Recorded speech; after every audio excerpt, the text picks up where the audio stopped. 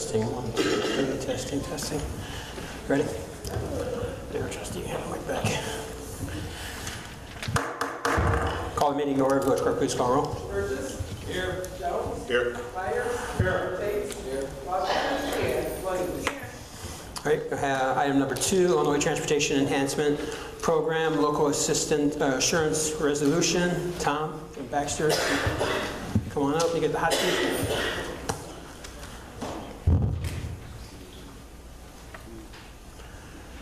Now, I see your mic's not on, but do me a favor. If you hold the button till the green light comes on, pull it really close and talk loud. You're in that peak right there, you'll hear yourself echo, but the people in the back can't hear you. So, there.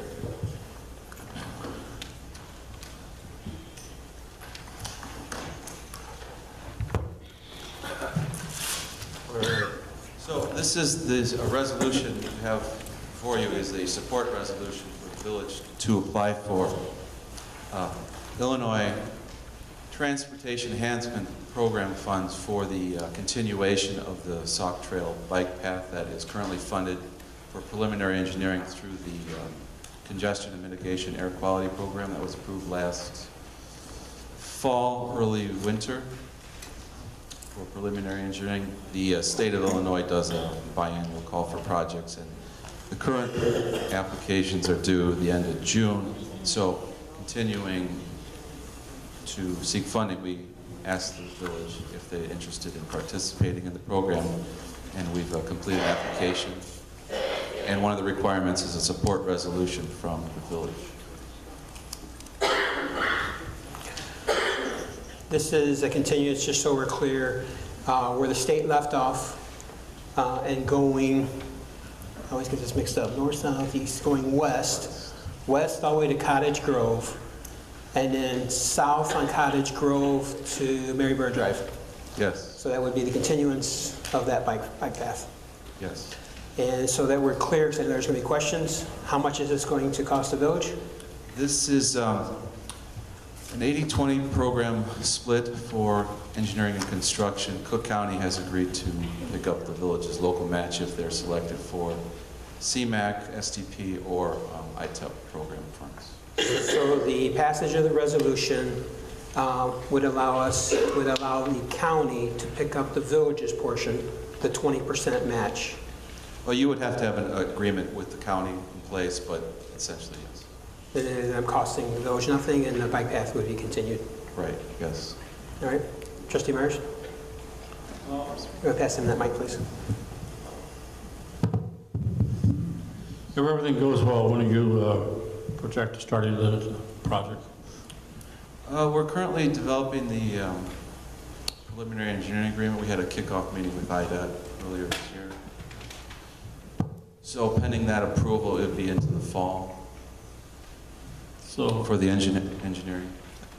So it should be in place by the start of September, where the students can use it, so being to get No, it would be a couple years in. You're looking into 18 for construction at the earliest, pending you're into the funding through the ITEP program. Is this going to continue as asphalt or concrete or It would stone? be asphalt, continue that same 8-foot path. Okay. So that picks up right on the west side of 394 where it stops there. Yes. Trustee Burgess? Yes. In any way, is this going to, or funds are going to be from the TIF at all? No. No, the local match is picked up by the county. There should be an email in the packet. Yeah, but I did, because I was looking to see, because I just heard from the mayor stating that it won't cost us anything. I thought we had to apply. Don't we have to apply for matching funds or from the state? No, the state funds are federal funds. They're passed through the state. The state administers the federal funds, and normally the applying agency would be responsible for the local match, but in this case, Cook County has agreed to pick it up. Okay, because I was looking and I didn't see anything. I saw that it was a part of a matching funding, but I didn't see that Cook County would actually pick it up. Well, there should be. Is there an email?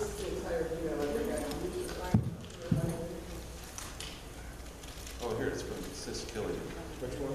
With the page where it's dated December 15, 2015, at 11:42 a.m. from South Saturday. Yeah, okay.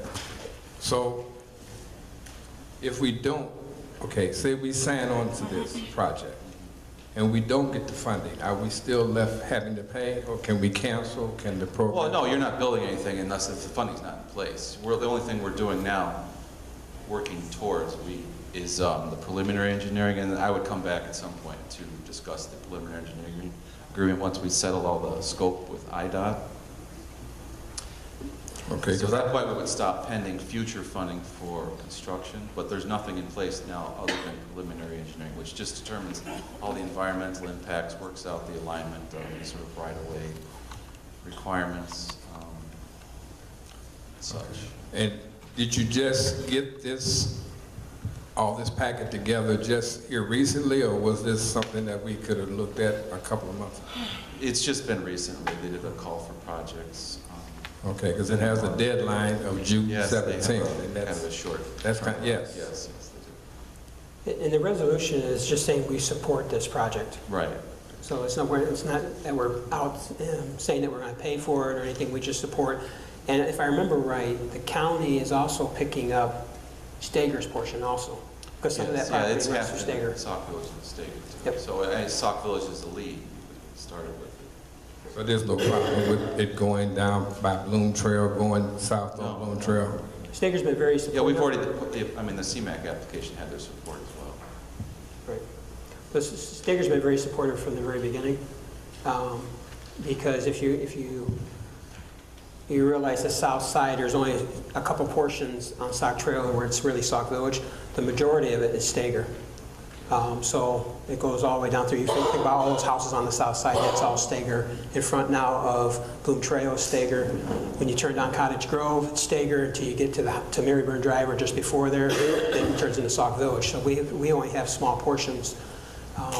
So this resolution says we're in support of this bike path continuance, again, for safety and well-being of our children, number one, because it's a path that's going to head to our schools. Plus, it also finishes something that the state had already started. On the last page that you sent us as far as the resolution, it does state that certifies that they are willing, they being us, correct? For the resolution? On the resolution, and the second page. It says certifies that they are willing, that is that the village. Yes. Okay, so we will be or should be able to manage, maintain, and operate the project. Yes. So once they put it in, it'll be ours to whatever we have to do to it. Something Yes, happen. like the sidewalks up and down South Right, Trail. right. The sidewalks, correct, up and down. You're responsible for the maintenance. But where are we going to get the extra money to do this? Because right now we have a lot of projects that are here in the village we need to take care of also. So we're adding more. So where are we going to get the money? Long-term maintenance funds? Whatever. I mean, we're bringing on more work, but I wanted to know how we're going to get the money. Is there something later down the road that we're going to have to raise taxes to maintain this? Because right now we have a tight budget. Right. Well, this wouldn't be for several years yet at the earliest, but there would be some maintenance responsibility because you want to maintain it. Absolutely, because it becomes part of ours, and that's what I'm asking.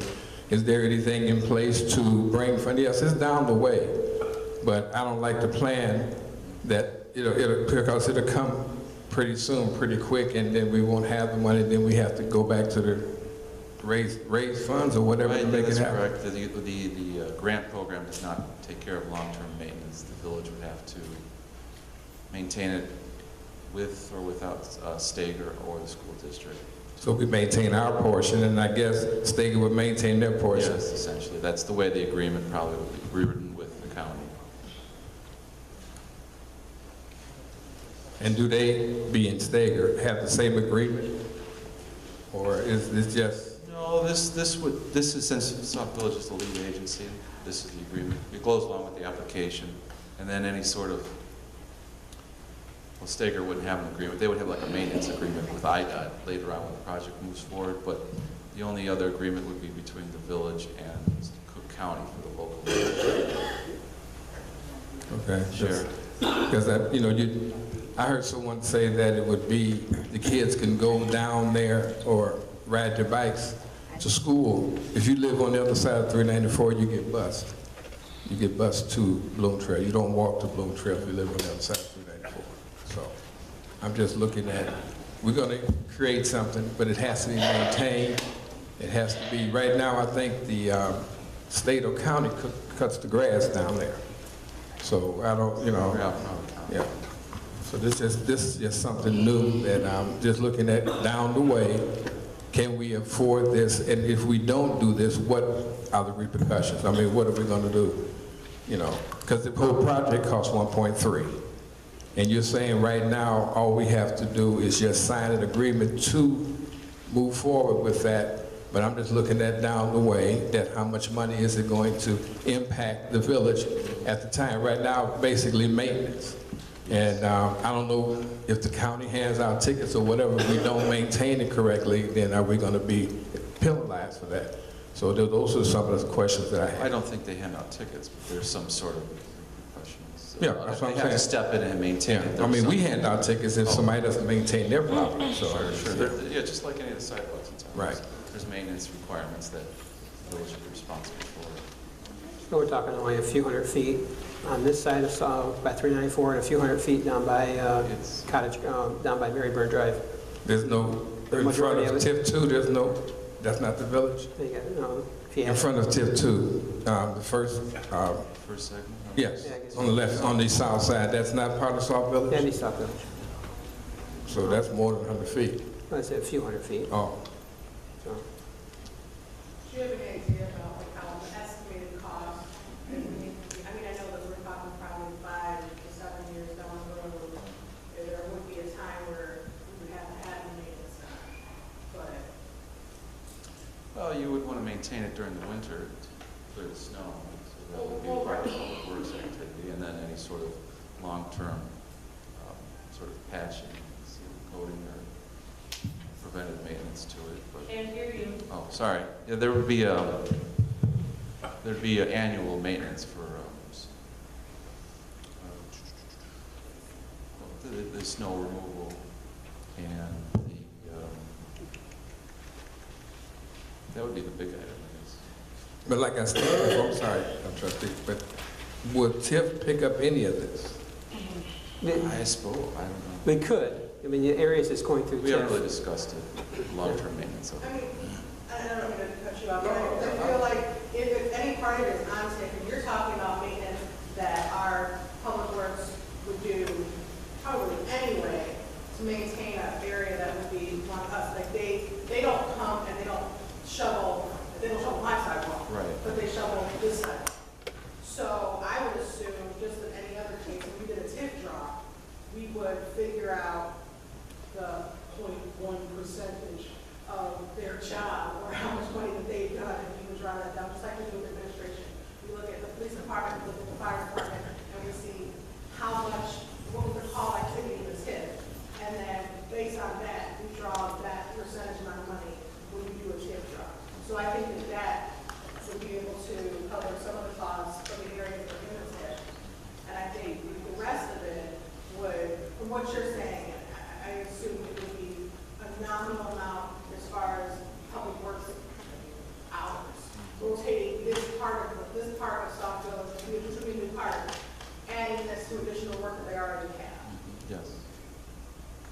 Which I think, I mean, so like for the yearly maintenance, I don't think it's gonna be that big of an impact on the village. Now, if there was, problems with the actual structure, cracks, things like that, obviously that's something that we can't foresee at this point in time. No, that would But that be would be- decades away. Decades. I mean, I think that, I know a lot of people do get bused, but I do see people walking up and down here, whether it's post-school or, not everybody's fortunate enough to have a vehicle, so they may need to walk to wherever for whatever reason. So I think it would be, right now, I see people walking on the median. We did There's a photos in study, this- yeah. In your application. Yeah. We had a study done, what, 2 or 3 years ago? Before IDOT started that project to get IDOT, to give all the information to IDOT, and that's one reason IDOT put the bike path in, crossing 394, because of the study that was done. Plus, we've also had some people that were hit walking down Sauk Trail. So there's a bunch of data that went into that when IDOT did all those improvements at 394 and Sauk Trail. Yes. And just to clarify, this is just, I know we've been here before, we've talked about this before, this is just another step. Yes, this is just another step. This is not a guarantee. This is a competitive program, the ITEP. There'll be applications statewide. There's no guarantee that the village will receive it, but it's a good candidate because it's continuing the project, the crossing right now, 394. It's following up on the CMAQ-funded Phase 1. It's multi-agency and supported by the county, so it's a good candidate project for ITEP. And then the resolution just says we're in support of it, Yes, basically. so that we can continue to apply for it. Okay, question. Trustee? On the detailed estimate of cost, traffic control and protection, would that include like push button, walk and don't walk signs? And No, that's just like barricades for worker safety, arrow boards and all that stuff. so there wouldn't be anything at the intersection of 394? There's There already already push is. buttons in place. There already is. It was all done when It's all in the state came operation. through and did all 394. When they put the walking in, on the south side of 394, they've got all the push buttons in, they've got the walk, do not walk signs, everything's in place. That was all Yeah, that part of was the a big project. hurdle, just getting across 394. Right. There you can just drive up there and take a look. Trustee Tate. If you look at the agreement that Sauk Village has to sign, on page 1 it says, whereas the ITEP is a reimbursement program. Yes. Okay, I mean, earlier I started hearing that Sauk Village is going to pay a portion of it, but it sounds like Sauk Village pays. According to this, we'll reimburse 50% of the cost for the land acquisition and 80% of the cost for engineering. That's what they're going to reimburse. Those total costs up front, Sauk Village has to pay. Yes, you would front the money and then we submit reimbursement request to IDOT, and the 80% or 50% for land acquisition would be returned to the village, similar to what's going on with just Center Drive, the state-funded improvement we have over there. Okay, so Sauk Village should be prepared to pay. They should budget for whatever is in the fiscal year with understanding that you'll get 80% back within a month or so. From IDOT, state. And the county's picking up the other 20%. And then you would apply to the county for the 20%. That's separate Well, my issue is that Sauk Village has to come up with the money up front. Not the entire amount, it's progressive billing as the project moves along in a design phase. If you would please, everyone. If you need to talk, please go outside. So, and still, we reimbursed at the percentages that are indicated in the agreement, correct? Yes. Okay. Since the county's involved in this and Steger's involved in this, do we know what percentages we're looking at? It seems to be a three-way partnership. Do we know what Steger's paying? What Steger is similar to the village, Sauk Village, is the county's picking up their share as well. So they have no out-of-pocket, I guess. So cost. they're Other than they don't have any cost because the Sauk Village is the lead agency on the project. So you would be paying like all the invoices for engineering, requesting reimbursement through IDOT and the county. And then Steger wouldn't have any component because Sauk Village is the lead. So Steger wouldn't have any cost then? No. Well, yes, that's right. I was looking at the document and it has the bicycle facility. And I was looking at page 2 in the packet that we received. And it has where a survey was done on, I'm sorry, it says bicycle facility, page 2 at the top of Okay, it. so And this appears to say that some type of a survey was conducted in the year 2010, and it tested volumes of traffic. Am I interpreting this correct? if you look where it says East Sauk Trail, it says traffic volumes, Yes. and it says 16,600, Yes, the and this was traffic. done in the year 2010. Yes. And it's the 16,600 vehicles that pass through an area, or what is it, 16,600? Oh, that's the vehicles that pass a point in a day up along Sauk Trail. That's probably from the IDOT report when they did the intersection improvement. Okay, and the same applies when we look at Cottage Grove Avenue. This is 2,500, that's the same. Yeah, that's just the number of vehicles that Methodology. pass a point in both directions in one day in the year 2010. Since this was done 6 years ago, do we know if the traffic volume has increased, decreased? Do we know anything about these figures as they apply 6 years later? No, but as part of the phase on what we will do for the new bike path, we would have to update these with traffic counts because they'll want something current within the last couple of years. So what impacts that? If the 16,000 goes down to 12,000, and 16,000 goes to 20,000, that impacts on the project cost, does it not? No, necessarily. Those are cars that are inside the pavement, so they won't be impacting, the bicyclists or pedestrians that are using the path. That's just number of vehicles that are going back and forth all day long. Yeah. They do a traffic count at one spot and they total them all. So I'm trying to find out what's the relevance of the figures if it doesn't, for Sauk Village, if it doesn't impact Sauk Village's cost. I'm wondering what is the relevance of having those figures? Oh, well, this is just a generic form, the CMAQ application. A lot of it has to do with, improving air quality, reduce traffic. So they were just curious on what the ADT was adjacent to the two segments of road the bike path is proposed for. Okay. And 16,000 is a very high volume.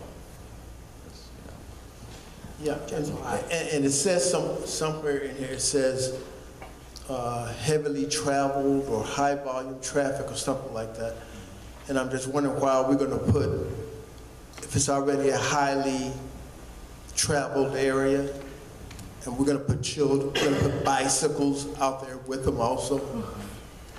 Well, they wouldn't be in the road. It'd be Well, I realize there'd be that. a separation. There'd be I think it's a 5-foot gap between the back curb to the edge of the Yeah, and that works wonders in Chicago. So people don't always stay in their lanes and avoid bicycle paths.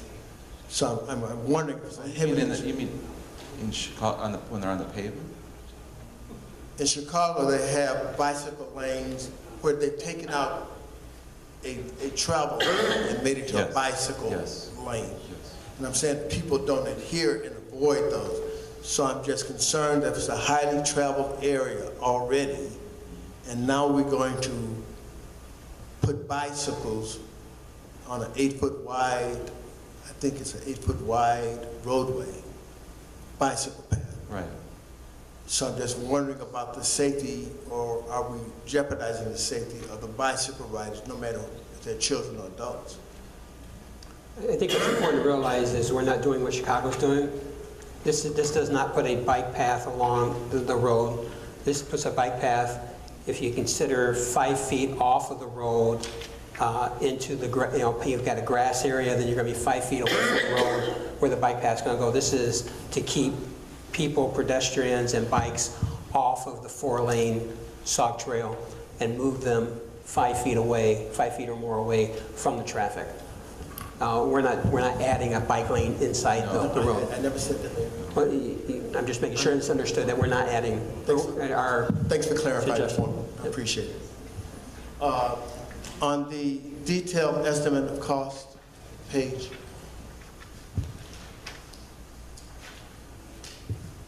I see $1.3 million, Yes.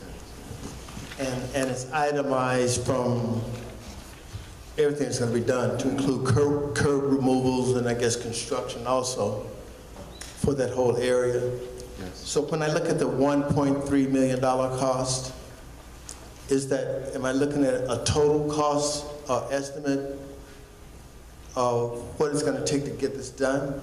Yes, that's what we estimated when we put this together last year. Okay. There might be a little tweaks because of what the state did, but essentially this is in the ballpark. I'm sorry, I didn't hear This is that. essentially in the neighborhood of what it would cost to complete the bike path down to right there. Okay, and again, we go back to the first page we talked about earlier. We talked about the 50% reimbursement and the 80% reimbursement Yes. applies when I look at the $1.3 million, correct? Yes. And in the end, it's 100% reimbursement with Yes. the counties. Allegedly. I don't understand. Well, I'm saying we're depending, this is federal money that's coming through the state, Through the correct? state, yes. What the state administers it, I guess is the proper term. And then Sauk Village applies to participate or to get reimbursement. I'm not sure of the terminology. But Sauk Village will apply to get reimbursed at the rates that we talked about earlier. Yes. The 50% and 80%. Yes. Okay? And Sauk Village's money is tied up until we get the reimbursement at the rates that we talked about. Yes. And there's no guarantee it's federal money, but it's being administered by the state of Illinois. There's no guarantee that Sauk Village pays out a portion of this $1.3 million that the state is going to give them 80% or 50%, whichever is applicable. Well, yeah, I suppose with the way the Springfield is working, but I mean, they administer a lot of federal funds, so it would be a priority to them too. Right. Otherwise, who would enter into agreement with them? So. Kind of gives you an example, the trustees might understand here, is when we did the well improvements. The village paid the money out, and we turned in, as the work was done, the work that was done was turned in, the village was reimbursed.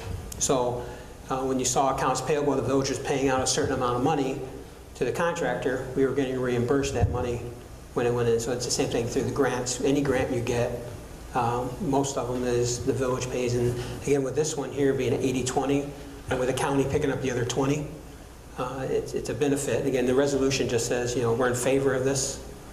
We support this to get this bike path finished, and it shows that, again, we've got a lot of intergovernmental agencies involved. So you got Stager, you've got county, you've got state, you got Sauk Village, CMAC, the federal, because they're federal funds. And South Again, Suburban is supportive too, because this is a Yeah. segment of an overall bike plan they're updating region-wide. But that won't be completed until next year, correct? The South Suburban Bike Plan? Right. The study, you mean? Oh, they're updating, they have a system-wide study that they're updating, and this is a component of it. That's why they were so supportive of it, the CMAC application last year. But I'm saying the finalization of what South Suburban is doing is not due until next year. Yeah, I don't know the exact timetable. Well, I'm just saying it's a component of the overall Okay. system, so it's... All right. And Mayor, the issue, and thank you for clarifying that, is that we didn't have a budget impasse as we have now in Sauk Village. Now, this impacts on monies, period, especially when the state is talking about pensions and school education and all this other good stuff the state is talking about. So I'm not sure what a high priority reimbursing Sauk Village for this project would have over the education part of it, or pensions to retirees. That I'm would not be a sure. different program. This is Yes. specific funds, so they couldn't, move it around. these are federal funds. Yeah. Yeah, my questions are with the state, and I know you can't respond to that, so don't take it personally. So this is just an application that you could terminate it if you were selected. You say we don't want to go forward in the future, you could do that as well. It's just an opportunity to move the project subsequent phases forward to build on the phase one that's approved through the CMAC program. Any other questions? All right, this will be on the agenda for next week, this resolution to approve. All right, thanks, Tom, for coming out. All right, move to item number 3, insurance renewal. Bobby from insurance.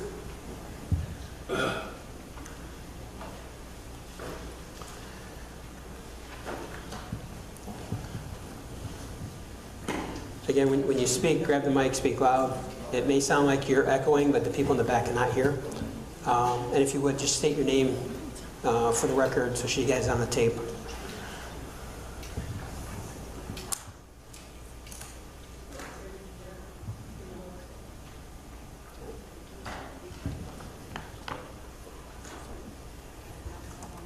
Oh, okay. Do I have your notes?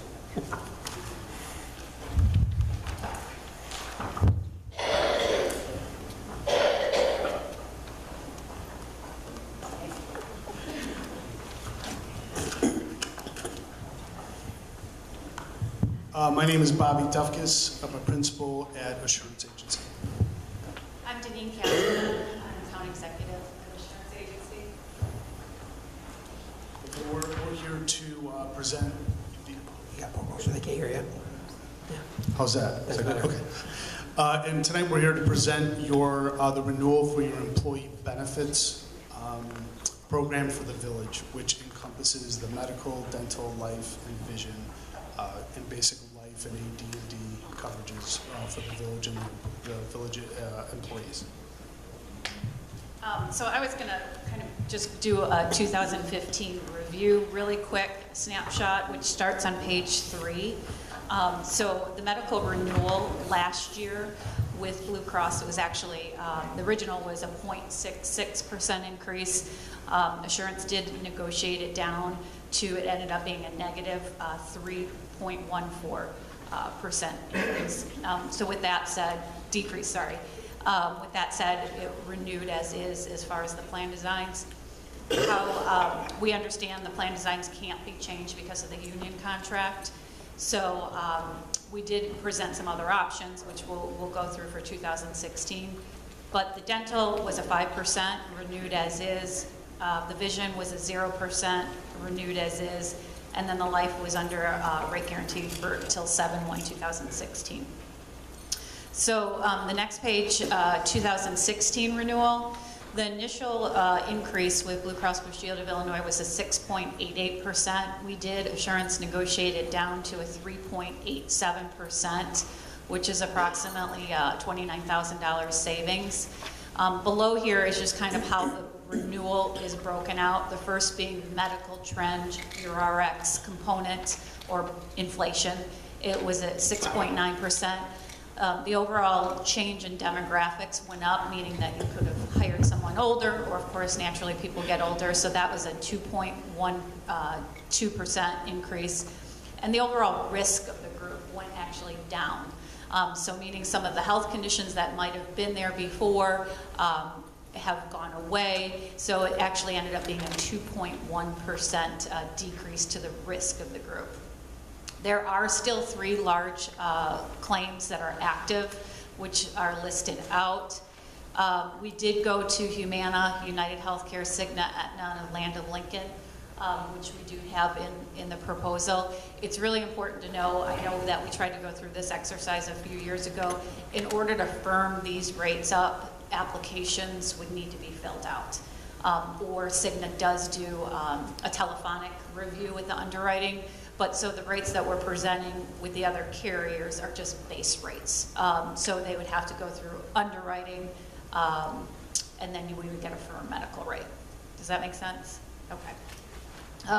The dental is 0.96% increase. We did go out to market, which we'll review. MetLife with the vision was a 0% increase, and then the life was a considerable increase at a 44% increase, but we do have some other competitive options. So if we jump ahead to... Are there any questions about 2015, 2016? Yep. I'm interested in the MetLife part of it, which I bet you're going to come back to that. Yes, definitely. So if you jump to page 10, this is I'll kind of explain the lay of the land. So you have two in-force plans. So the first is the PPO, and then the second plan is the HMO plan. If you drop down to the bottom, this is how your current enrollment is. So for example, you have 25 employee onlys in the PPO, 3 employee onlys in the HMO. So your total enrollment on the PPO is 41, and then on the HMO is 7, which puts, this is the in-force before the renewal at 62,000 monthly approximately. Then to the right of it is the exact same plans. This was the initial renewal at 6.93 with the same enrollment, with the increase of, so it's 66,000 per month. If you go to the next page, this is basically just the revised renewal. On the right-hand side at 3.87%. So we just put your in-force again on the left side, and then the revised renewal with the same enrollment, same plans, reflecting a 3.87% increase. Does that make sense? Okay. So if you go to the next page, is page 12. This is just an alternate. I think sorry? Okay. So because I know you have the union contract in there, this is a $250 deductible with an out-of-pocket of $1,250. Currently, for example, on your current PPO, it's a $0 deductible, 0 out-of-pocket. We did initially meet with Mohan back in end of April, and that was something that was, you know, concern brought up because of we wouldn't be able to change the plans at this point. But with that said, that just shows an overall decrease in the plan of approximately 1% below the in-force rates. Do you have any questions? We do have some other alternative plans, but before I move on, do you have any other? When you look at the plans, is this the employee and employee family, or is it just the employee? Who's covered? Oh, so right now, if you go down to, let's see, we just looked at that PPO plan. We have to make some assumptions. If the union did agree to a $250 deductible, we would assume the same people that are in the PPO are going to go into that $250 deductible, and the same people in the HMO are going to go in there. So on the bottom, for example, you've got 25 employee onlys, 6 employee plus spouse, and this is PPO only, 1 employee plus child, and then 7 in family, and there are 2 on Medicare. Does that answer your question? And then on the HMO is 3 employee onlys, 1 employee child, and then 3 family. So yes, it is the employees and their families, spouses, Trustee? Yes, I do have. On your page 12, at the top, you have 250 and 500 under the PPO. Yep, so the I'm sorry. No, I'm saying under HMO 0. So the 250 deductible is in network, the 500 is out of network. Okay. And on the HMO, there is no out of network benefits. Okay, if so you go out of have network, to be in the network. Correct. And if you, okay. and it's a small. Pardon me? It's a small network? Yeah. Okay. But now what about the premiums? Are the premiums the same for each? Between the PPO and the HMO? Yeah. So the PPO employee only is $836.37, and then the HMO is $675.65. A year or a month? That's a month. And then it breaks it out further. Employee plus spouse, employee plus child, that's the monthly rate. And then the family, that's the monthly rate for the PPO. And then on the other side is the HMO. Okay, and then down where it says urgent care, because that's what they're going, a lot of places now are going urgent care. They're not, some of them make you go to urgent care instead of going to the emergency room. It says here for the PPO, 80% after the deductible. So that's 80% they will cover after you pay the $150, correct? After you pay the 200, in this example, the 250, right? And 500 out network. Okay. And again, that's just an alternative to what you currently have. That's what I was going to ask you. What do we have? Do we have? Above, it's right above, Page number 11. So page 11, on the very top, it says enforce. on the left. And then on the very top, you'll see revised renewal. I know it's a lot to look at. So you've got two plans in place, the PPO and the HMO, and that on page 11, the first set of plans is your in-force, and then the second set of plans is the same exact plans. However, it's reflecting the increase of 3.87%. So there's no changes to the insurance we had last year. The only change is it's going to be additional 3.87%. But the employees will get the same benefits that they currently have. And you're saying their premiums won't go up? No. Their premiums won't go up. Their premiums, I mean, what they have to pay out of pocket as far as each month, is the same that they paid last year, correct? I think it does go up, right? Sure. Are you saying what the employees pay? Yes. Okay. The contribution is established by the union contract, and how I understand the union contract is that the premiums and the plan have to stay the same. But I would have to review the union contract again. I always get the mix. I can't remember if they're paying 85/15 or 80/20. I thought it was 80/20, and then family is 80, different. So again, when you look at last year, it was, an employee was $859, it's going up to $890. So, right. Yeah. And then, but now, what about our portion that we have to pay as an employer? Did that change? Yes, it did, because of the increase. Can't hear you. Yeah, yes, because of the increase. Because of the increase, yes. And how much did our portion go up?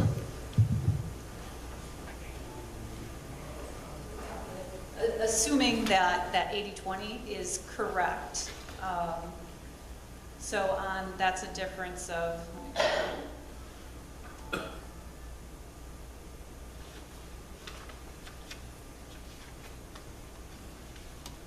that's a difference, as the mayor said, of $31 a month, and then the village is now responsible for 80% of that difference, right?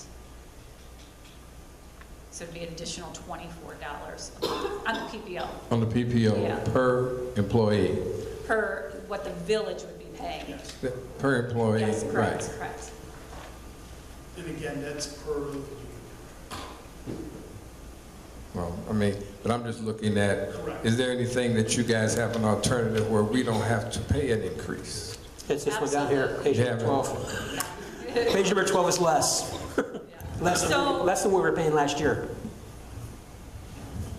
We do have other carries, which are considerably less. But again, in order to firm up the rates, they have to fill out applications with United Healthcare, which is one that's about $214,000 annually less. Cigna will allow applications, or they'll set up an 800 number for the employees to call into. And generally, depending upon your health conditions, that phone call generally is about a 20-minute phone call.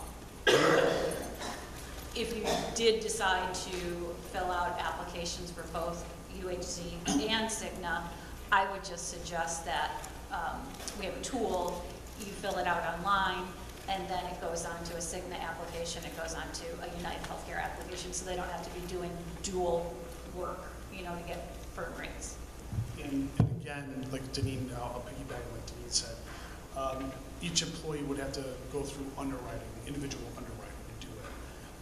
And if you turn to page 13 and 14, you'll see the alternative quotes that we presented from Aetna, Humana, Cigna, and United Healthcare. And you'll see Aetna's, about $287,000 less than your current rates. What we see is when a client does go through the individual underwriting process, that number changes considerably, not to the benefit of the village, because everyone has to disclose their their health.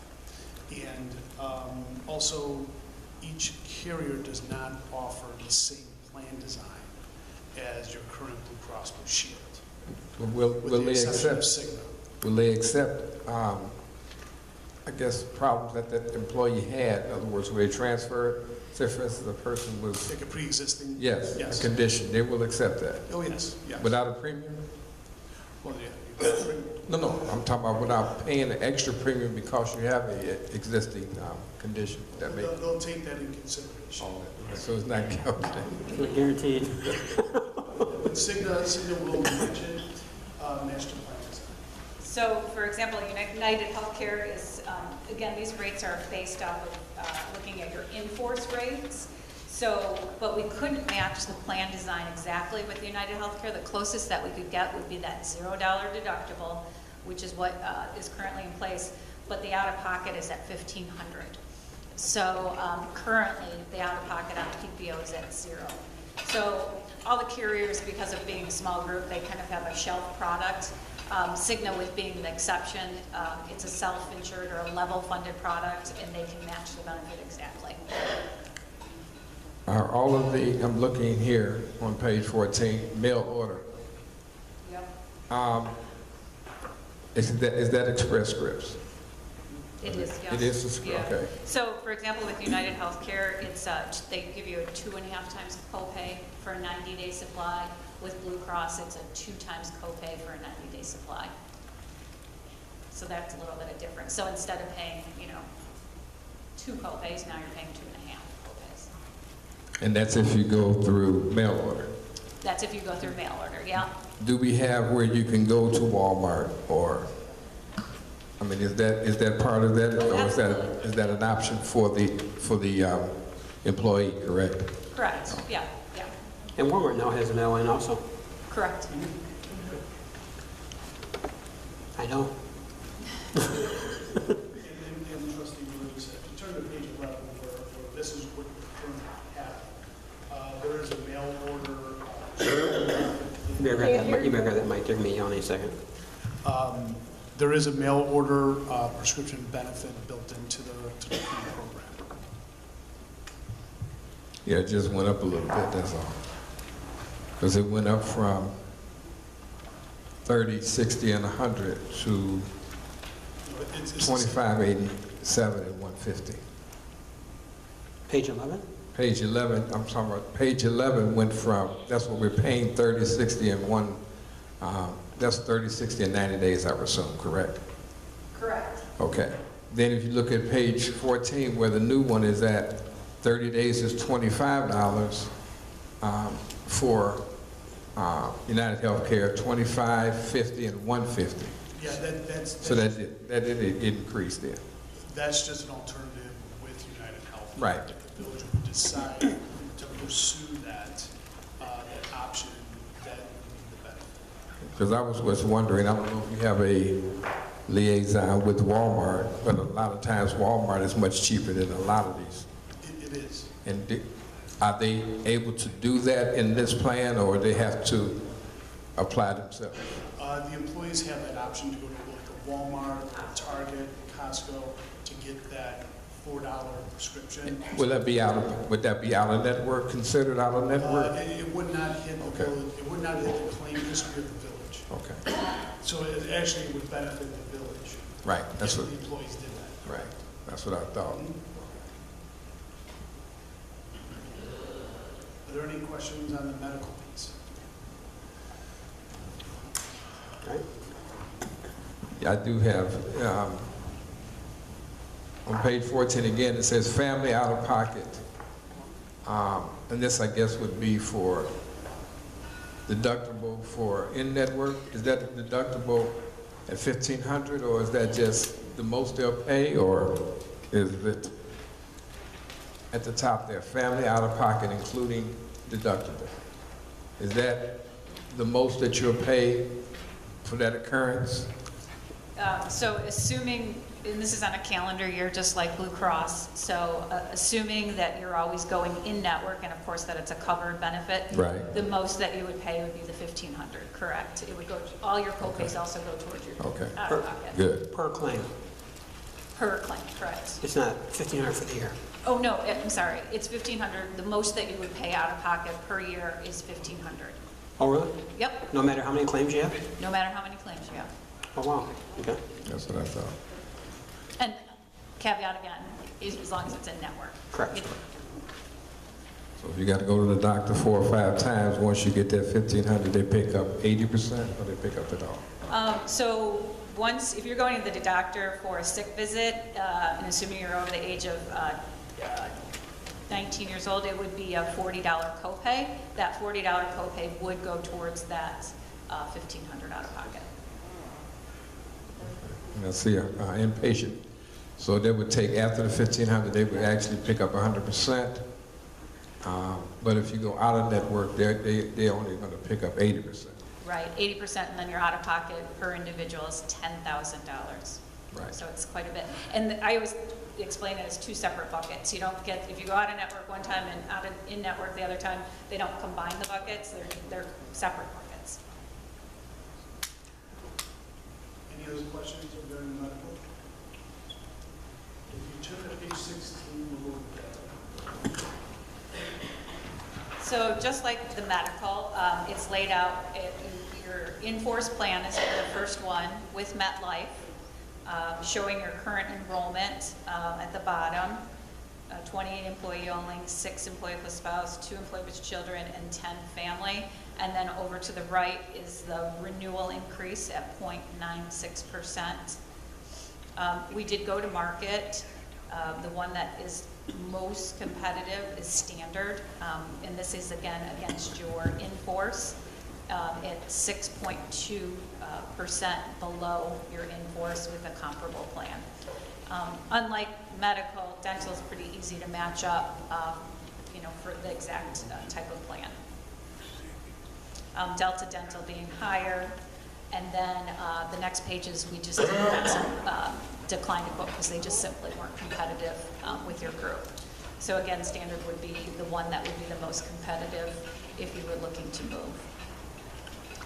What happens if we decide to move? Is there any special enrollment that the employees have to go through? It's really fairly easy to do. The employees don't even have to get involved in, you can do a census enrollment, meaning the administrator would we would take, your current MetLife enrollment, we would assume that would be the same. If you did have employees during open enrollment that wanted to add on, then of course we'd have to add those people on. When we asked Mohan how the dental was running and the employees, the feedback from the employees, he said everything was fine and he didn't receive any negative feedback from MetLife and the group dental program. And you said Delta Dental is something that is not accepted, because I'm looking at a lot of these here, so. So Delta Dental's on the far right of Right. page 16. It's just $7,500 more than your in-force. 23.5% more. But are there any coverages there that are, I mean, it looked the same. Yeah, dental's pretty easy to match, unlike the medical. Yeah. I'm just wondering why Delta is so out of whack. Well, and then if you look at the next page too, there was a lot that were out of whack. That's just not being that competitive, so they declined to quote. Oh, okay.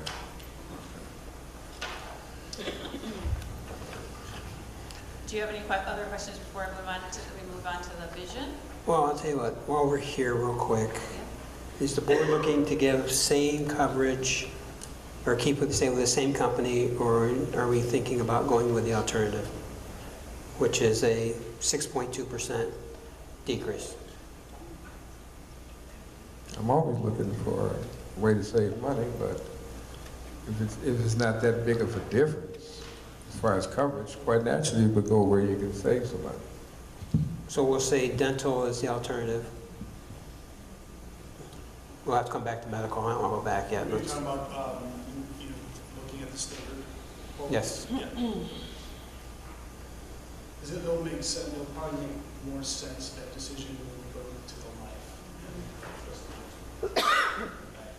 All right, and we'll end up coming back to medical, but let's go ahead and go forward and we'll come back and talk about medical. All right? page 19 is the vision. In force is with MetLife. It is under a rate guarantee, so there is not a rate increase until 7/1/2017. We did go to market. Standard was the one that quoted, which was 12% above, or $643 above in force. And while the other ones, Guardian, Principal, and Sun Life declined to quote because they were uncompetitive. So this is a no-brainer. On page 22 is the basic life and AD&D. So the in-force at flat 25,000 is with MetLife, and that's where the big increase came in at 44%, or approximately $600 annually. We did go to standard. That one was the most competitive. It is still more than the in-force, however, about 24% less than the renewal. And then the next page, Guardian, Mutual of Omaha, Principal, and Sun Life declined to quote. And Standard's willing to lock the rate into 2019? Correct. Do the employees have an option to increase their life insurance? On this plan is just a basic life, but it's not in this plan. It would be a separate voluntary plan. Generally, we haven't in the past had it, but generally we can roll that out at the same time, or even on renewal. There generally is, what I'm trying to say is there's a participation requirement. So we could go through the exercise. You could have people enroll. We just, generally they want 25% enrolled out of your eligibles. Okay, because I'm just looking, if you go 5 times your salary, 4 times your salary, do you have an option to enroll into that, or do you have to stay with the 25,000? Well, you stay with the 25,000 with the life carrier right now. If an employee wanted more than that 25, like Deneen explained, we would have to get a voluntary carrier to come in to supplement the $25,000. And standard would make the most sense if you decided to move to standard to offer the voluntary along with it. Okay, because the reason I'm looking at, I'm just wondering if a lot of people may pay extra insurance for this reason, but if they can get it through their primary insurance, would be through their job, it may be a little cheaper. Absolutely. Than them going, because a lot of people, 25,000 nowadays for someone, that's about what it costs. So I'm just wondering, can they get more coverage, maybe 50 or 75, or even go by twice the amount that they make? And how much would that premium be? That they won't have to pay a separate insurance. They can, take it. Trustee, we can definitely get a quote on that. Can't hear you. We can definitely get a quote on that. Okay, thank you, because that would be something, they could pay the insurance instead of having 2 or 3 insurances. Understood. So are we looking to go with the alternative on the life with a 20% decrease compared to 40? 20. Where do you see 20% decrease? But it's 20% less than the renewal. Because Okay. the percentage difference is that the renewal is going up 44.6%. Right, and that's for MetLife. Well, for MetLife, or we can go with standard with only a 20%. 20%, okay, because it's not a decrease, it's Well, an increase.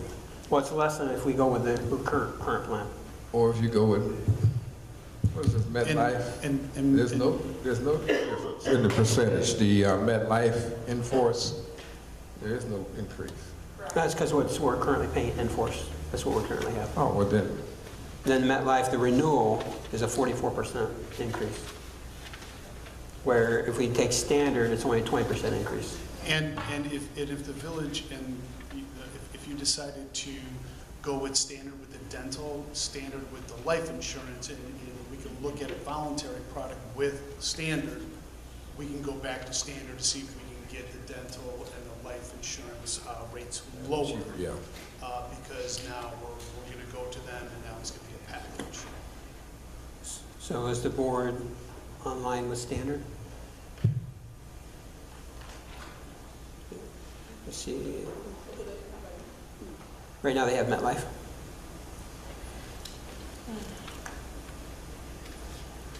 All right, I would like to go back to medical for a minute. We looked at the medical, and you threw the alternatives. And What page? page 11 is what we currently have. With the renewal cost is 3.87%. The question I would have is when you look at the page number 13, you have the Aetna and Humana, which Aetna, if we consider them, it's a 38% decrease in what we're currently paying, if I'm reading this correct. That is without individual underwriting. That's what threw me off. So we would have to go back through, if we chose either Aetna or Humana, Or United Healthcare or Cigna. any of these, we'd have to go through all underwriting, Correct. which means that the cost could go right back up to where we're at with Blue Cross and Blue Shield, or even higher. There's a possibility. And we do know, based on the renewal with Blue Cross, that you do have 3 active large claims, one at 26,000, one at 24,000, and one at 16,000. So that would come out during the underwriting process and would be factored into the rates. So I think we got to stay right where we're at. Is that the suggestion? I mean, if you're asking for a recommendation, that's what our recommendation would be. However, if the board does decide to go through the individual underwriting process, we can go to each one of those carriers, those 4 carriers, and just to see if, see what else is out there. But to do the underwriting, we'd have to have the employees would have to participate, and the employees would have to provide all the information. 100%. Correct. So to clarify that a little bit, so I think right now you do have 100% participation, but anyone that's waiving, you just have to waive and not disclose their medical information, but anyone that's participating and going to participate would have to fill out the applications.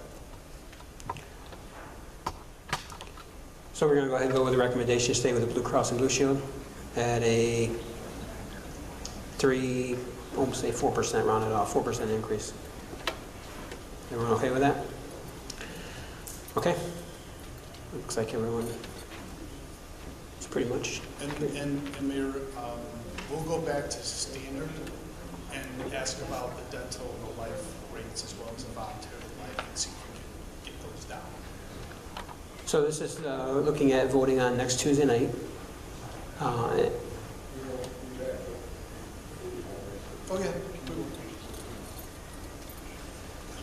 So you'll have We'll get on this tomorrow. We should maybe have an answer by tomorrow.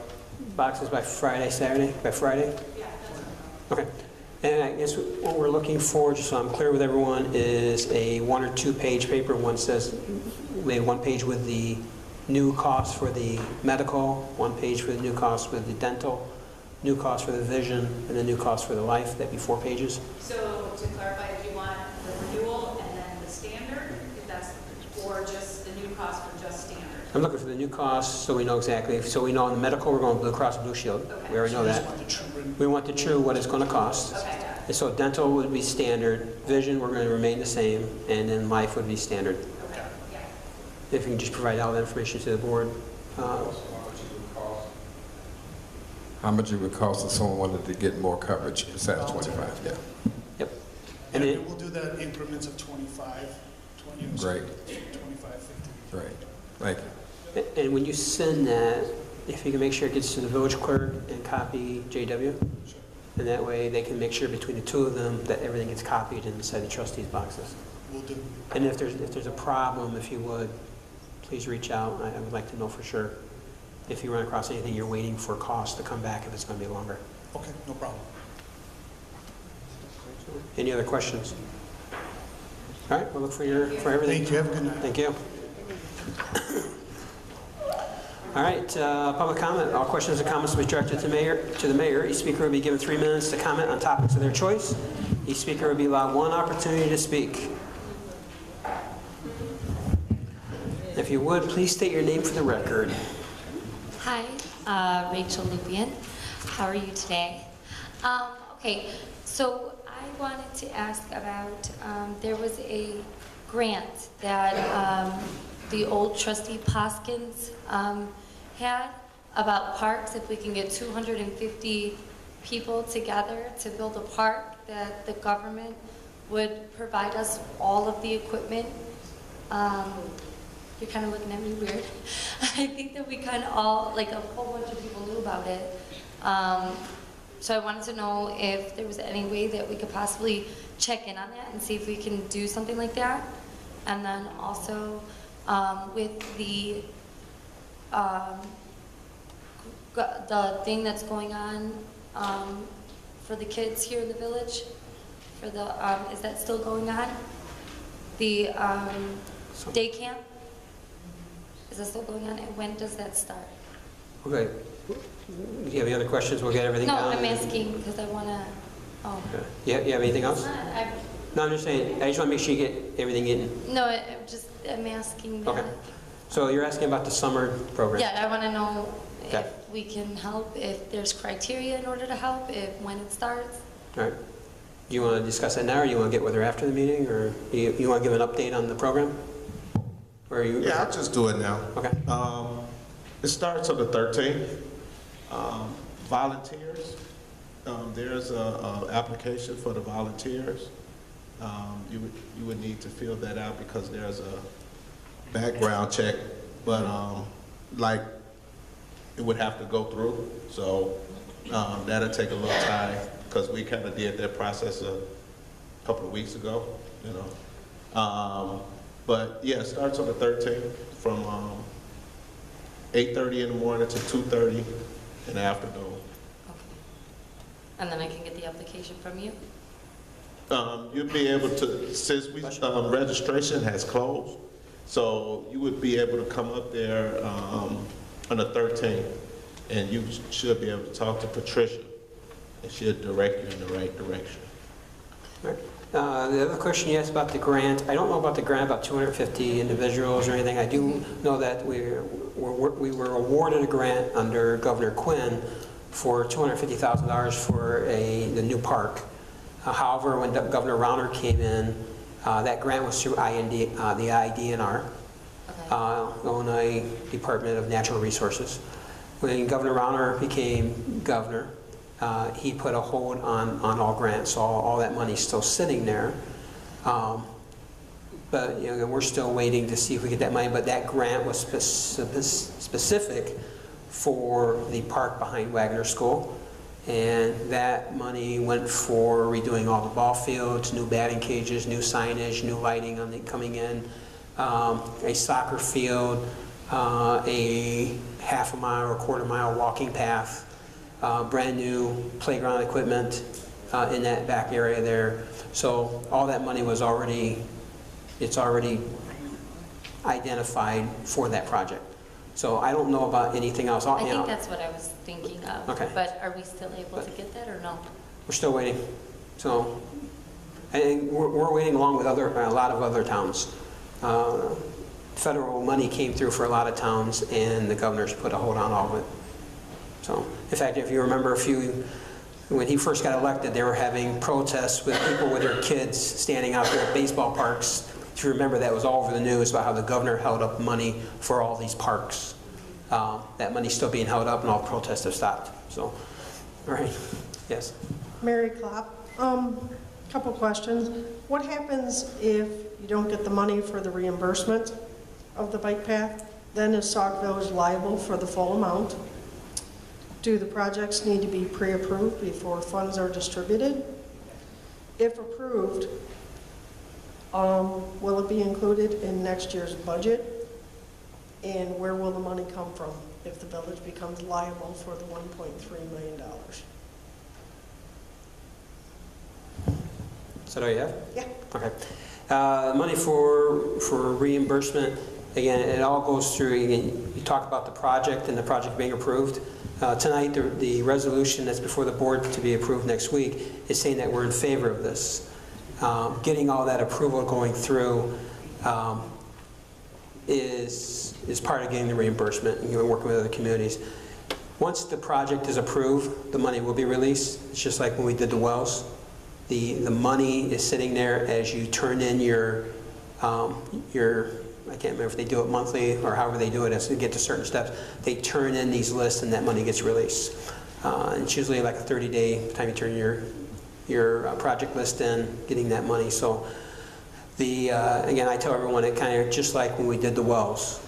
You know, that $4.8 million, the village paid for everything. We turned in our sheets and the village got reimbursed for that money as we spent it. So it's the same thing with most grants that you get. Where's the money coming from? Again, right now we're looking at, right now they're doing preliminary engineering studies, which has been paid through CMAQ, and our engineers are doing the work. So they're getting paid for that. The next phase is to get the construction and stuff going. Again, we're looking at probably not until 2018. So we'll have to make sure that we're looking at probably within the next 2 years, at least putting it in the budget. Just like you see with any grants we get, it's in the budget saying we expect to get so much money. You know, for like 2 years, we had at $250,000 for the playground. Well, we know $250,000, but we never got to $250,000, but it was sitting there waiting for the governor to release it. Okay, you don't do the work until they release the money. Once the money is released, that's when the work starts. And once they release the money, it gets paid. So again, we're talking federal funds, and we're talking county. So there's been no problems with getting funds through, especially the federal and the county. So, yes. Mr. Mayor and the board members, I want to congratulate you on the courtyard that you have here. But I got a problem. When I turn down my street, I'm looking at trees that are dead, ready to fall over and kill somebody. That's a safety reason. And that's what the board ought to be looking at right now, instead of building bike paths and everything else. Let's get rid of these dead trees before somebody gets killed. And that could be a child, it could be a senior citizen, it could be you, it could be me. It's got to be done. I'm tired of looking at these dead trees. That one day, one of them may fall on my truck while I'm in it. Thank you. Trees are an issue in the village. I think JW is about 400. We've got about 400 trees throughout the village wide that need to come down. Again, everyone remembers the ash borer beetle, whatever it was called. That's kind of done a lot of damage to our trees in Sauk Village. You know, we're looking for if there's any federal funds available. Every once in a while you hear something, so I know Kevin's out looking for that. One good thing is that with the budget, now that it's passed, we were able to go out and get some part-time employees. Part-time employees will help take some of our employees who are doing the mowing of the grass and other little things to be able to get them to start working on some of these major projects. We talk about major projects are fire hydrants, street lights, trees, water main breaks, things like that. So part-time employees can help take care of the buildings and grounds and mowing grass and things like that. So, all right, yes. Good afternoon, Board.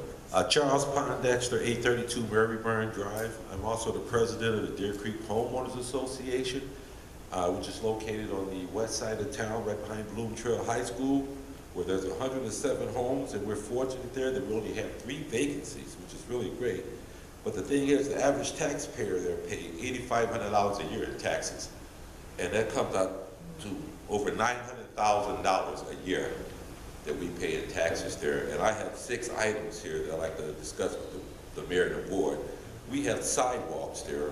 There are 6 locations where the sidewalk has risen 6 inches. We ask the kids not to play in the street, but they can't ride their bikes on the sidewalks because there could be a bad accident or take a bad fall. And I'm a retired civil engineer, so I did an estimate that there are over 1,080 square feet of sidewalk replacement needed in that subdivision, which is 20 years old.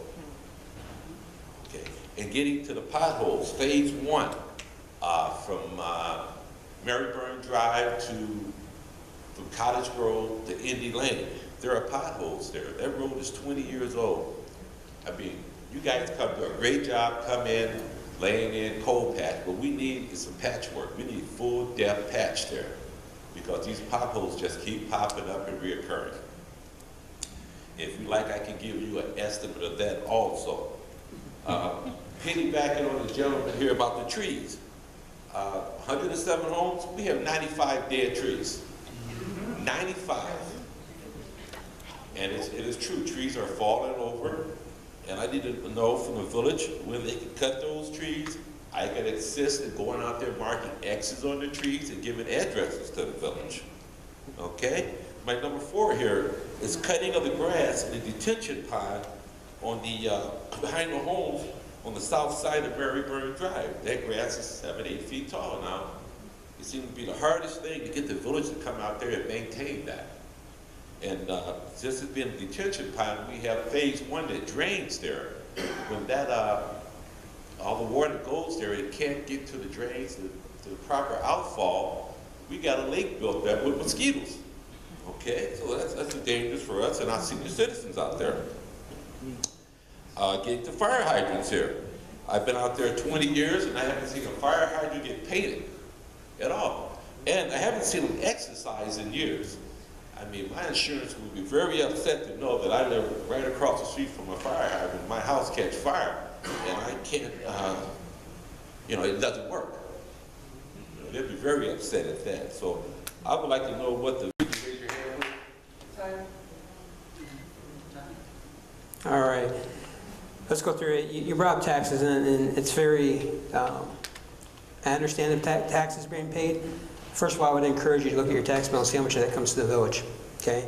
10% comes, that's 90,000. So, then $90,000 doesn't go very far. Yep. But, okay. So when you look at your tax bill, you know, look at the percentages going to your schools, multiple schools, your colleges, your library districts. I mean, I think last I checked, I thought there was like 13 different agencies that your money's going to, okay? Now, when you talk about the sidewalks and stuff, we'll have Kevin go out there and take a look at it. I know that Kevin just reported in the last village board meeting that the asphalt companies are open, and we just made a bunch of payments during the last, because I signed the checks, during the last accounts payable to the asphalt companies so we could get more asphalt, so they're getting hot patch now to start going in. He also talked about how there's some areas that need to be cut out, so we'll have Kevin give us a report on that, where they're at. I know dead trees, the gentleman before you was talking about that. The cutting of the grass, I'll find out about the detention pond. I know that there is a park that belongs to used to be the homeowners association out there. It still is the homeowners association. So you maintain that. Okay. And the lake. All right. So I'll find out about the detention pond.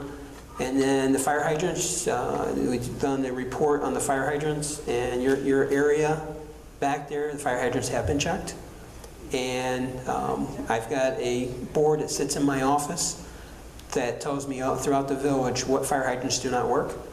I will look to see if there's any in your area. In fact, if you want to, you can come to my office. You're more than willing to come in. I'll show you the board.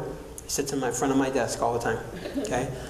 So we keep that up to date. If something comes up, it's maintained by the Public Works Department, so we know what fire hydrants need to be worked on, where parts. I can tell you that what fire hydrants have been repaired. I can tell you what fire hydrants are under repair, and there's parts being ordered. And I can tell you which ones right now are not even on the list. Okay, so I can show you that. But I do know that they have been going out and keeping track of all the fire hydrants. We do know that fire hydrants it could be a moving target, because if there's a fire, again, they're tricky. You got fire hydrants that don't get used all the time. As they turn it off, they turn it on too quick. There could be a plunger and parts inside that doesn't work. So if the fire department comes across one, automatically they're calling out Public Works. Public Works is coming out that within hours to verify it's something we put in place. Yeah, so the fire department, we don't want to, I mean, no, but I'm saying fire hydrants, maintenance, the fire hydrants are being checked. It's very important. I mean, we can't wait till a fire. Right. To find out the hydrant don't work. Oh, fire hydrant don't work. No, I'm saying, maintenance. but what I'm saying is we look very closely at these fire hydrants, and we've been checking, you know, so But we'll get a report from Kevin to find out where we're at on potholes and fixing those. We'll find out about the trees and the sidewalks and the detention ponds.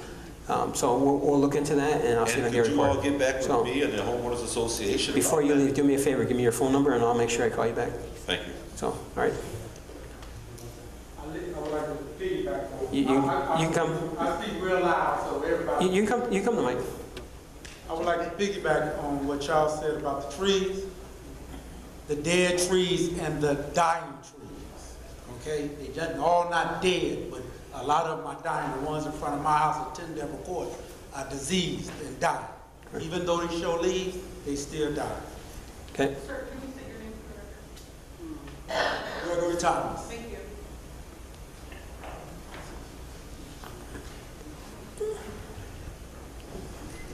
All right. Bernice Brewer on behalf of Sauk and the Citizens for Public Awareness. Back in December 2015, you indicated that Illinois EPA loan was reduced to $825,000 and that you would be posting the information on the website. And to this date, which is June 2016, we haven't seen that information. I would like to know when that information is going to be available for us to review. And if what you're saying is true, where the loan has been reduced, we would like to know why we're still paying a higher rate for infrastructure that has not been replaced or repaired. And also, we'd like to know, since we only have to pay $825,000 of that $408 million, we'd like to know where's the supporting document, why are we still paying the higher rate? Why are we subjected to that kind of treatment? And you also mentioned a variety of townships that you guys have talked to about hooking up to Lake Michigan water. We would like to know, what townships have you been talking to, and what townships in the south suburb could afford to bust the union in their town and in ours? And we also would like to know, what Illinois state statute are you referring to that will allow you to do this sort of thing? So we'd like to know what's going on with that situation. That's my only question. Point of clarification. I don't understand your last question. According to you, and I have it on tape, you said that you talked to various towns in the south suburbs where they want to take over the public works. Their union. You actually sat here in the town hall meeting and said that. Now you know that anytime you take over a town hall, there has to be negotiation among the contract. Somebody has to buy somebody out. Somebody has to negotiate with their people about the contract. So I want to know, who did you talk to? Where did you get that information? All right. And where's the supporting documents for all this stuff? All right. First of all, the EPA loan, I'll have to work on getting that information out. The higher rates, I understand what you're talking about, because you're not paying any higher rates. You're paying exactly in fact, you're paying less rates. I mean, you can go back and see how everything was amended. You were paying $10.50 per 1,000 gallons. You're down to $7.50. So you're paying less than now than what the amount was supposed to be for. Lake Michigan Water, there's no documentation. They said we're still talking to towns. And then we talked about again at one of the Meet the Mayors, which wasn't here, I don't think. But so I want to talk about one of the Meet the Mayors is how, that there is some companies out there, and those companies are very, I mean, if we said Aqua, everyone knows about Aqua. There's other companies that have approached, and their response is they want to take over our entire water department.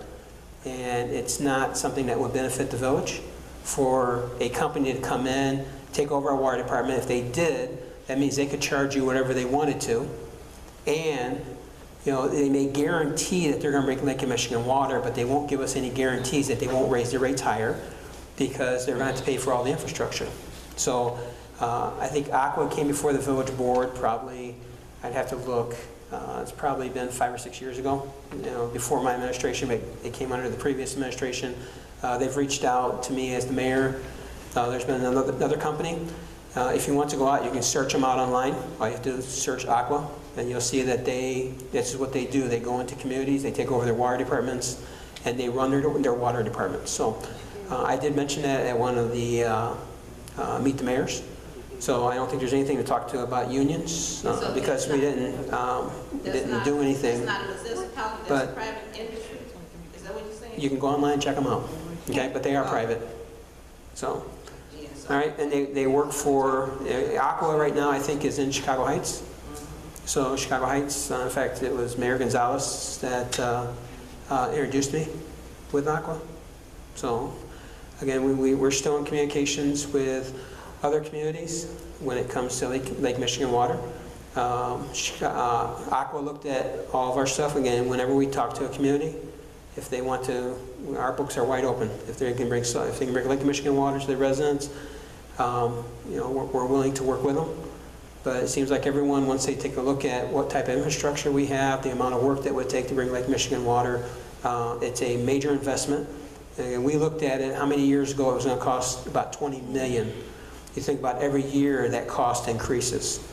And for someone to come in here and either take over our water department, or for another municipality to come in and bring us Lake Michigan water, you're looking at a large investment. Probably right now we're probably looking and we can have Jim go through and we can pay them to do everything again, but I would say we're probably closer to 25 or 30 million now. Every year it just continues to increase, and our infrastructure gets worse. So there's additional work that needs to be done. So that's where we're at right there. Now again, I'll look at getting stuff. I thought we put stuff out, but maybe I didn't on the IEP loan. All right, next.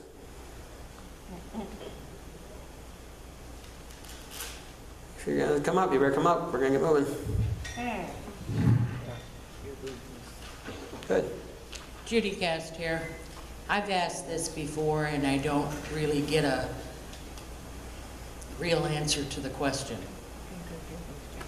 Our police department has had mold for a lot of years. And I asked, had anybody ever taken the responsibility to identify what that mold is? Knowing that black mold is deadly, have we yet taken any steps to identify what it is and what steps we have to take to clean up what is there, whether it's black mold or any other kind? And also, when is the work on the asbestos going to start at the community center? Those are my two questions. All right. Hang on a second. Backwards. Community center. I have to get an update. I don't have that off the top of my head. But let me know. I know Kevin's got that one, right? So we'll get on that community center. If you can give me an answer before next Tuesday night, now it's going to come up again. The mold, you're right. The mold has been an issue for years. See, back in, 1985, was it? 84, 85, 86, I was a police cadet. So mold's been a long time. You ask, is anyone doing anything? I think you can look at, we've had a lot of administrations here. We've had a lot of police chiefs, deputy chiefs. We've had people in control. So there's a lot of people you could probably ask if anything's been done. I think that the chief that we currently have knows that we have an issue, and he's looking into it, and maybe you can give us an update at next Tuesday nights in your report on the steps that are being taken to address the mold in the basement. And we'll find out that we'll have, the chief will be part of his report. All right? Thank you. All right, thank you. All right. Anyone else? All right, seeing none, we'll go to miscellaneous business. Comments from trustees. Trustee Williams? No? Trustee Burgess?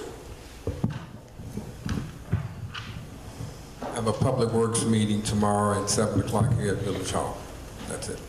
All right, Trustee Cates?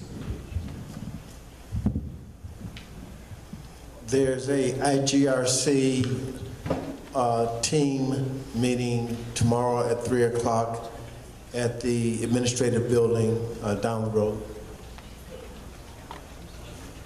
All right. Thank you. Trustee Jones? There are new timing and scheduling for the Respond Now, the food pantry. As of June 14, 2016 through August 2016 to the end of August. The food pantry will be from 3:30 p.m. to 6:30 p.m.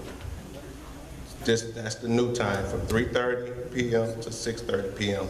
on Tuesdays. That's it. Yes, trustee. Is that strictly for a village, or is that surrounding area for the food pantry? Does it have to be strictly for the village employees, or can No. the outside area? No, that's not strictly for the village. Trustee. Thank you, Mr. Mayor. Just one announcement. Just want to remind everyone that Neighborhood Watch will be having our regular scheduled meeting on this coming Monday at the fire station at 7 o'clock. Also, if you know anyone that want to make donations toward our book bags and our supplies for book bags, they can bring them to the Village Hall during the regular business hours every day. And I also want to announce that Neighborhood Watch is going to be participating in our 4th of July Independence Day celebration parade. And if there's anyone that want to walk with Neighborhood Watch, you can contact me and let me know. And that concludes my report. Thank you. Thank you. Can I make one correction? Yes, go ahead. The IGRC team meeting tomorrow is at 3 o'clock, but it's going to be at the library instead of the admin center. So for those who want to attend, thank you. Trustee Myers. Just a couple things, Mr. Mayor, and the audience. Remember the parade is on the 2nd of July. Empty drinks out, they're coming in for your regular now. This is for anybody. Anybody in the entire town wants to put something in there. Any of the kids wants to get together and throw anything together. I know I received an application for 2 young lads that wants to pull a wagon down the middle of the Sauk Trail, and no problem. It's representing the town, it's representing Red, White, and Blue, so there's no problem. Anybody come out, so I urge you to come pick up the application, fill out the forms, and where and have your name and register for the parade. I found out today that the debt recovery is doing real good. I'll have a set amount of how much we have collected since we've gone with the debt recovery between JW and myself and the committee. We're doing pretty good at that. And I want to thank Mrs. Cass. That's one of the questions I had too about the asbestos. And I was informed today that it's still in the works. The mayor assured me a couple meetings ago that it would be shortly. And then today, JW informed me that Kevin is working on it, and it should be very soon now before we get to that asbestos. Thank you. And that's all I have, sir. All right, thank you very much. While I'm thinking of it, did we ever get a response back from the county, see if they're going to waive those fees?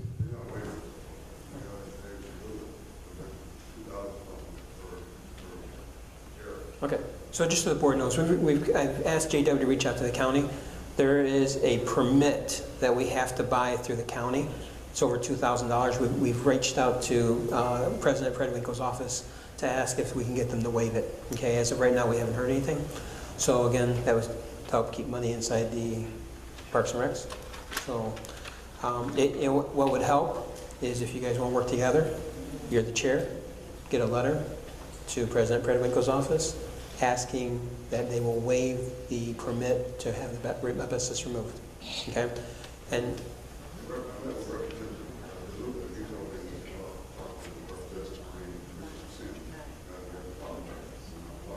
okay, make sure we get to our own commissioner too.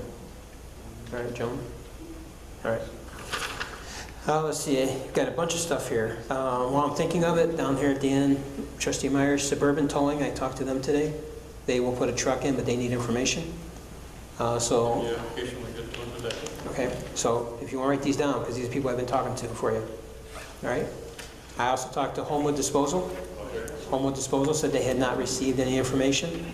They're looking for the application so they can get it to their correct people so they can have a truck in. Set Enterprise, I sent it to all the wrong people, I think. I finally got it to you.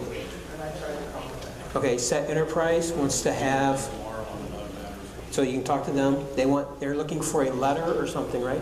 Probably the application. So carrying application ready there also. Set Enterprise is going to put a vehicle in. So those are some of the people we've talked to make sure that it goes forward.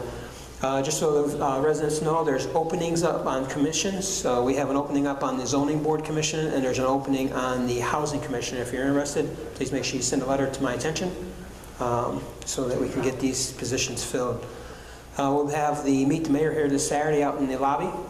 So if you want to come out, a time where you can come out and ask questions and talk about topics. The Senior Committee is having a meeting on June the 9th here in the Senior Center at 7 p.m. It's the Senior Committee. If you have access to either my blog or Facebook page, you'll see some of the stuff out there, but we've got information from LG Sim's office on two events. We've got the SCA Summer Calumet Crew Program. That's going to be happening July 5th through August the 12th.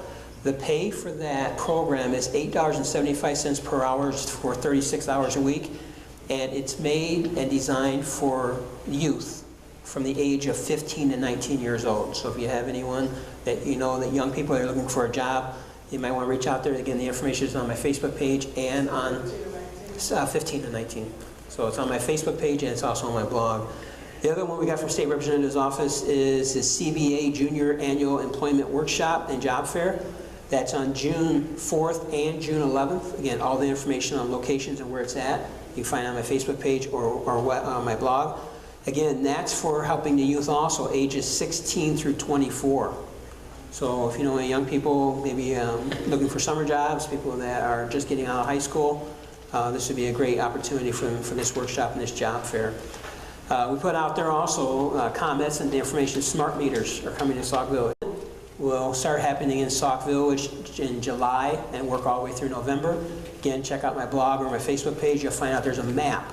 You can see where you live, and it's color-coded telling you when smart meters will be installed in your area.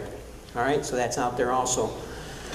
Sauk Village Fire Association is having a car show on June the 18th right over here at Advance Auto. So if it's a Saturday, I haven't heard it announced here too much during the board meetings, so we want to make sure we get that information out on June the 18th. We have also, going forward in the months of July and August, I've already reserved the parking lot. We're going to have the Sauk Village Firefighters Association is going to move the car show to here. So in an effort to get some other cars that don't want to go through the bumps and go down the hills because of their cars are so low, we have a nice flat parking lot out here. So in July and August, we're looking for the Firefighter Association is going to have their car show right here at the Village Hall. So we're excited about that. I met with some of the people there setting it up. So it's already reserved, and I think it's the third Saturday of each month, if I remember right, but don't quote me on that. We'll have them put the information out. As they put the information out, we'll provide it. Again, a lot of this depends on weather permitting, because we know how car people are with their cars. Independence Day celebrations on July the 2nd. We've been talking about it. We got the parade. We got the work going on out here. Just so the village board knows, and you're probably going to hear about it, I'm still out soliciting funds for fireworks. Since the village board shut it down, we're going to go out and see if we can get independent people that will want to pay for fireworks. So we're reaching out so that we can still have an event for the residents. All right? With that said, again, we'll let you know the closer we get if the funds are available. We have short notice, but we're still working on it. All right? With that said, that's for a motion to adjourn. Got a motion and a second. Motion and a second. All in favor say aye. Meeting adjourned. Has anybody dropped their car keys?